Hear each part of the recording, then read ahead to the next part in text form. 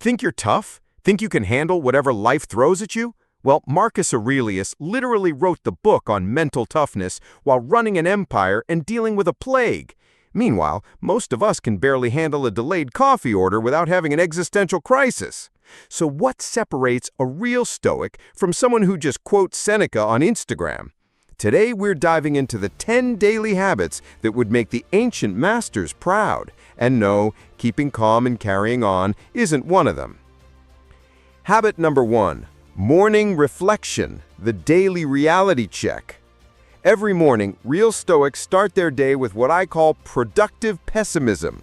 The ancient Stoics are best known for their practical approach to personal philosophy, and that starts with morning preparation. They spend 5 to 10 minutes mentally rehearsing everything that could go wrong that day. Sounds depressing, it's actually genius. When you've already imagined your presentation bombing, your boss being difficult, or traffic being a nightmare, the real thing becomes, well, manageable. Marcus Aurelius would literally tell himself each morning that he'd meet meddling, ungrateful, arrogant, dishonest, jealous, and surly people. Not exactly sunshine and rainbows, but when someone inevitably cut him off in his chariot, he was ready. But wait, because if you thought morning pessimism was hardcore, you haven't seen anything. Habit number 2, the evening examination, daily performance review. Seneca used journaling in the evening to reflect on how the day had gone. He would ask himself whether or not his actions had been virtuous and whether there was anything he could have done better. Think of it as a daily performance review, except your boss is your own conscience, and the stakes are your character. Every night, Stoics conduct what I call the brutal truth session. They ask themselves 3 questions. Where did I lose my cool today? What could I have done better? And what did I learn? No participation trophies, no excuses, just raw honesty. It's like having a personal trainer for your soul, except instead of counting reps, you're counting moments of wisdom and weakness. Seneca wrote, "When the light has been removed and my wife has fallen silent, I examined the whole day." The man literally waited for his wife to fall asleep so he could judge himself in peace. That's dedication. Speaking of dedication, let's talk about a habit that most people completely misunderstand. Habit number 5, negative visualization, appreciation through imagination. Here's where Stoicism gets really counterintuitive. While everyone else is practicing gratitude by counting their blessings, Stoics practice gratitude by imagining losing everything they have. Your job, your health, your loved ones, gone. Sounds terrifying? It's actually liberating. This isn't about becoming paranoid. It's about breaking the addiction to taking things for granted. When you've mentally experienced losing your morning coffee, actually having it becomes a small victory. When you've imagined your car breaking down, it starting up becomes a moment of genuine appreciation. The ancient Stoics called this premeditatio malorum, literally premeditation of evils. Modern psychology calls it hedonic adaptation prevention. I call it the antidote to entitled behavior. But here's the thing, while you're busy appreciating what you have, real Stoics are also developing something most people never think about. Habit number 6, voluntary discomfort, training for life's curveballs. Real Stoics don't just talk about resilience, they train for it. They deliberately seek out discomfort, cold showers, sleeping on the floor, fasting, walking instead of driving. They're basically putting themselves through a voluntary boot camp for the soul. This isn't masochism, it's preparation. In today's fast-paced and often chaotic world, embracing Stoic habits and Stoic mindset can help us cultivate inner peace, resilience, and a stronger sense of self. When you voluntarily experience discomfort, involuntary discomfort is just another Tuesday.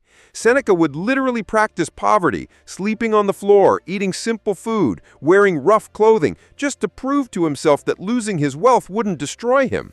The man was worth millions in today's money and chose to eat bread and water. That's confidence.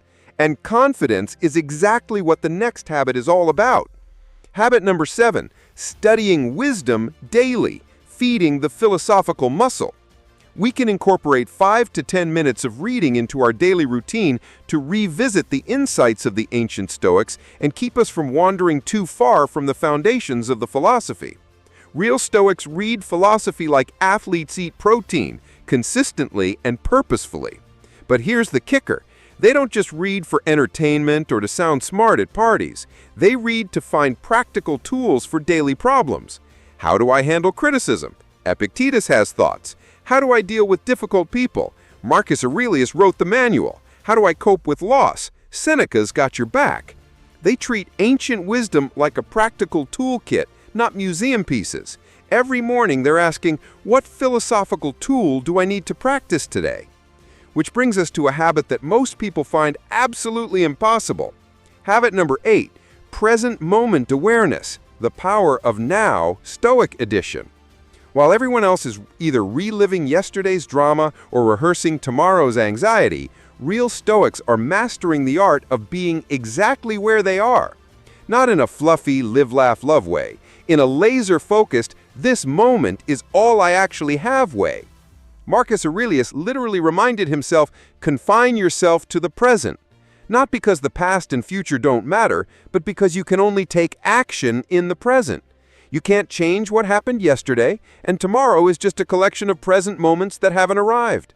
This isn't about meditation retreats or mindfulness apps, though those can help. This is about radical acceptance that right now is the only time that actually exists, so you might as well make it count. But making it count requires something most people struggle with. Habit number 9, emotional regulation, becoming the thermostat, not the thermometer. Real Stoics don't suppress emotions, they regulate them like a skilled pilot navigates turbulence. They feel the anger, acknowledge the fear, notice the sadness, but they don't let these emotions hijack the controls. Here's their secret. They pause between stimulus and response. Someone cuts them off in traffic? Pause. Check their initial emotional reaction, then choose their response based on their values, not their feelings. It's like having an emotional firewall that filters everything through the question, is this reaction going to help me become the person I want to be? This doesn't mean becoming emotionless robots. It means becoming emotionally intelligent humans who respond rather than react. And the final habit? It's the one that ties everything together. Habit number 10, living according to virtue, the ultimate scorecard. Here's where most people miss the point entirely. Real Stoics don't measure success by external achievements, money, status, likes, followers. They measure success by one simple question: am I becoming a better person? The 4 Stoic virtues, wisdom, justice, courage, and temperance, become their daily scorecard. Did I act wisely in that difficult conversation? Did I treat people fairly? Did I show courage when it mattered? Did I practice self-control when tempted? So here's what I want to know. Which of these habits seems impossible to you right now? Because that's probably the one you need to start with. The ancient Stoics weren't superhuman, they were humans who developed superhuman habits through practice. Marcus Aurelius dealt with plagues, wars, and family drama. Epictetus was a slave who became one of history's most influential teachers. Seneca managed to be both incredibly wealthy and incredibly wise. They weren't perfect, but they were intentional. Drop a comment and tell me, which habit are you going to try first? And if you're already practicing any of these, share how it's changed your life. Because the real test of Stoicism isn't how well you can quote the philosophers, it's how well you can live their principles. And if this video helped you understand what real Stoic habits look like, hit that like button, subscribe for more philosophy that actually works in real life, and remember, the best time to start building these habits was 2,000 years ago. The second best time is right now. Now stop watching videos about becoming a Stoic and go actually become one.